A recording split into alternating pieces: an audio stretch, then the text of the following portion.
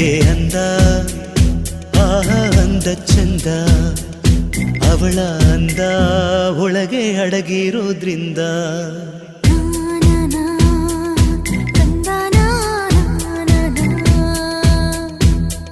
ಸೀರೆಯಲ್ಲಿ ಹೆಣ್ಣು ಬೆಣ್ಣೆ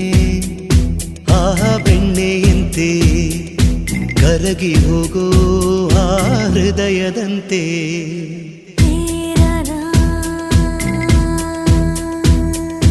ಹಣೆಯಲ್ಲಿ ಸಿಂಧು ಅಂದದ ಬಂದು ಕಣ್ಣಲ್ಲಿ ಕಾಡಿಗೆ ರುಚಿಯಾದ ಅಡಿಗೆ ತಿಂದು ದೇಗೋ ಹೃದಯಕ್ಕೆ ಹೆಣ್ಣಿನ